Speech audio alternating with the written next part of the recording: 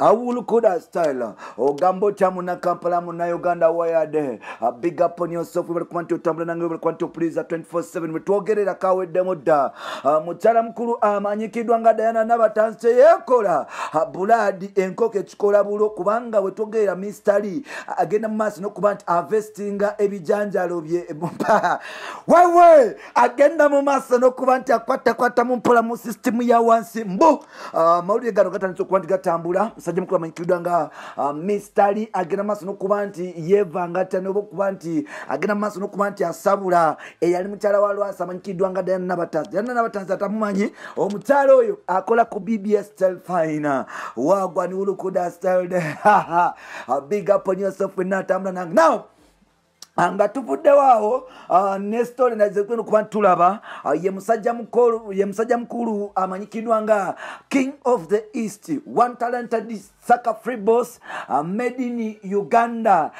Chakola UK enkoko ekikola baana Palaso chakola UK baganda bange Palaso chakola UK bubebi ne bukaba abasajja ne bakaba abazungu ne bajja abadugavu ne bajja ebintu nagula ali protecting around Bungereza.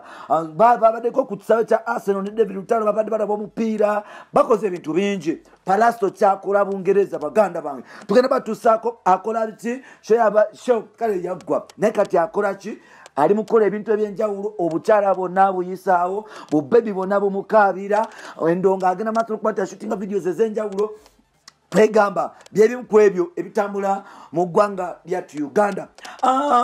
Ebimu kansoke baliko highlights nga tunagenda ku nsonga za Palaso na Diana Nabatanzi mpola mpola.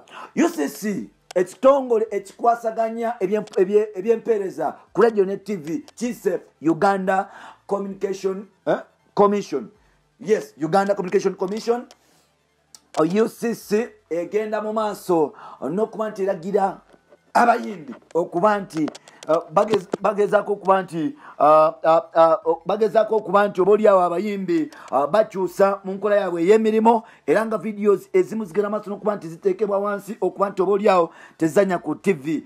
Bwe bityo ebitambula naye ng'ate nzikiriza nsobole okutwala ku Lukuda Style mpola mpola. Gwe nayagala okulanga naffe enamba ya WhatsApp 0787 009535 osobola okuba nti ofunirawo mpola mpola naawe oba olina kyombuuza osobola okumbuuza nga oyita kweyo enamba 0787009535 osobola okuba nti onfuna tusobola okuba nti tutambula ffenna tukwaniriza ku mukutu gaffe omuganzi ogumanyikiddwa nga Uganda mukamuli amanya n'eddoboozi wamutantambi kimuso namba olukiboya Maxud John made in Uganda onakulale katubireko bakyali bange abali mu Uganda nebweru w'eggwanga ogamba otya Sulidina Sibwaya big up on yourself there ogamba otya BB promotion there big up on yourself there ogamba otya Twister Magic ogamba otya King of the East Palace n'abasigala mu enamba tulideko nakulwalero nzikiriza nsobola okuba nti nkutwala ku nsonga nga birina okuba nti etambula. Aya gamba kyaliwo nti tusimbudde bampita Rich Boya ani angambako bagambye tusimbudde. Now all along mystery agenze mu maaso n'okuba nti oba oli abafacinga ebizibu ebyenjawulo. Jukira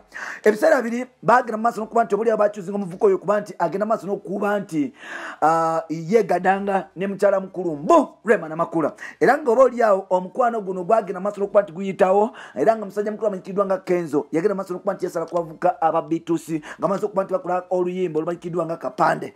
B2C bagenda mu maaso n'okola oluyimba ne Rema Namakula oluyimba olwo tagutujja lwagenda mu maaso n'okuba nti balujja kutobya omutima gwabwe era nga oba oliawo bino ebintu byagenda mu maaso n'okuba nti bitambula. Bituse oluvaayo mystery nga bamaze okuba nti oba oliawo bamwayiriza oba bamaze okumwakyuzinga netulya Ben ate mwageze kuwarema. Now fera tukimanyi nti Lwasa yagenda mu maaso n'okuba nti anyiga ettooke lya Diana Nabatanzi era nga oba oliawo ettooke lye okuba nti alinyiga enva ez'ebijanjalo zaali zimuwoomera bulungi kwe kusalawo okuba nti anyiga ettooke eno bakolezaako enva z'ebijanjalo era nga ebijanjalo bya Diana Nabatanzi abadde abifumba bulungi paka byatukeetera n'agamba nti abakadde tebamanyi kuba nti banyiga bulungi ettooke n'ebijanjalo bikolako bulungi ate ono n'alaga nti bidibye n'asala okuba nti amuta n'amusuula ettale n'atambulamu era nga Lwasa yasobola okuba nti agwa eddalu n'atandika okwogera ebigambo obuliawo ebitakwatagana.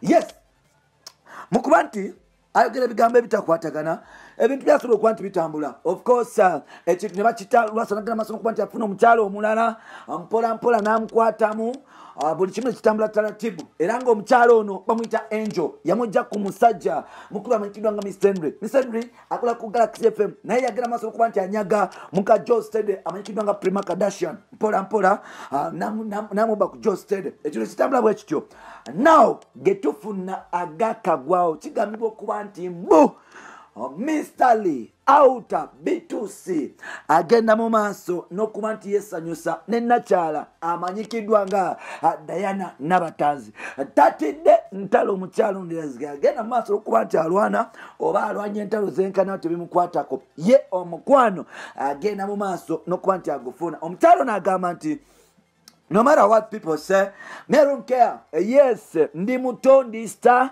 Atena ne Mr. Muto ate star.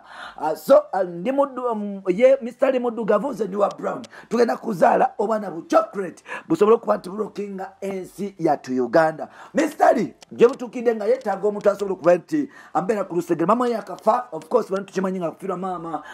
Waliwo osobola kuba nti taking a time kuba nti wegumi. So bali awo mukyala mukulu amanyikiddwa nga Diana Nabatanzi yasobola okuba nti agenda mu maaso n'okuba nti abeerawo Mr. Lee okumugumyagumya okumunyoozaayoza n'okuba nti obaoliawo amubeerako okumwerabiza ebirowoozo mukuba nti amwerabiza ebirowoozo batandika obaoliawo okwata ku nsonga enkulu ne baziwa amakulu ensonga enkulu zinyuma nnyo nga muli babiri mu kisenge awo nno ne mutandika okuba nti muzinyumya mpolampola anyiiga tasobola kuba nti amalako kubanga ensonga z'omu kisenge zigenda mu maaso n'okuba nti zinyuma nga muli babiri owokusatu n'asatula naye bwe babeera babiri kiggwa so lwekyo Mr. Lee n'agenda mu maaso n'okuba nti akwatamu era nga bwe twogera kiteebereza okuba nti obaoliawo Mr. Lee yali mu system ya Diana Nabatanzi agenda mu maaso n'okuba nti atokosetoke n'okulinyiga era nga buli kimu kitambula taratibu nga bwe kiri kati basabire relationship yabwe egenda mu maaso n'okuba nti etambula nga bweri mpola oli Denmark oli Sweden oli Norway oli German Dr. Jose Chameleone yakusalako anytime from now ne muto amanyikiddwa nga Pius Mayanja American tour European tour byonna bwe bityo bigenda okuba nti bitambula kanveewo nsobola okuba nti kutwala ebungereza ewa musajja mukulu amanyikiddwa nga Pius Mayanja Palazzo Joka yes abantu amanyirinya Palazzo kitegeeza Palazzo ekigambo kiri mu Luspaana kitegeeza Joka nti bamunabanga ow'omuzanyo kumbe tabo avude n'agamba nti abagamba ndi the best naye ng'ate sinaba kubeera best okubeera best kijja sunwawo naye kati ate ngezako kuba nti nomba bulumbi na 24/7 I'll be rocking the system no matter what. Palazzo ali Bungereza. Palazzo ali Bungereza. Banange Palazzo chakola Bungereza mwana wa mama. Buli kimu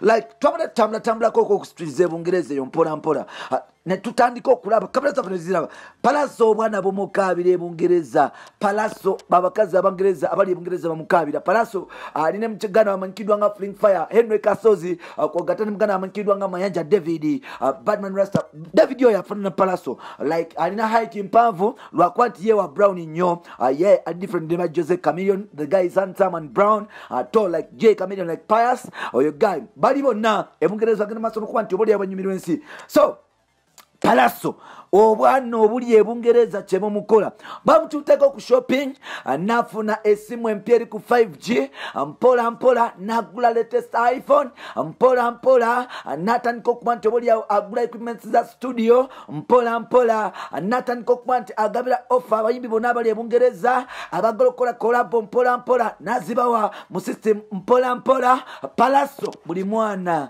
amukaabira agamba nti njagala okuba nti mfumbirwa King of the East temwewunyanga omwana wa Pius Mayanja addako asobodde okuba nti amuzaala Bungereza kubanga ekintu agenda mu maaso n'okuba nti akikwasaganya twalabye Lutalo nga naye ali mu Emirates Stadium mpola wali eri mu kisaawe kya Arsenal nga bajoga Palazzo ng'ali wali John Black ng'ali wali Bwenenwaji ng'ali wali system egenda mu maaso n'okuba nti enyuma avaawo nno oyo omwana gw'olaba adda Germany ave Germany agende Sweden ave Sweden agende Denmark ave Denmark agende Canada bonna nga batabala tetumanya batujja kuddamu omulabako oyo mwana muneza amanyikiddwa nga Palazzo naye nga bagiyita hard work space olina okola ennyo okufuuka ow'ettabo ebintu ebya silver plate ebiriyo mu nsi muno muganda wange capa ensi yeetaaga abakozi atali mukozi tasobola kuba nti amalako bampita n'amalulu kiboya Maxud Junior made in Uganda kabakuba kabaweereza kanamba emu ntambi Kiboya Maxud Junior nsobodde okuba nti koba n'olunaku lwaleero kazije ate tukole ebintu ebirala naye lwaki siva wano subirinas boy them there. Big up on yourself there. Bye.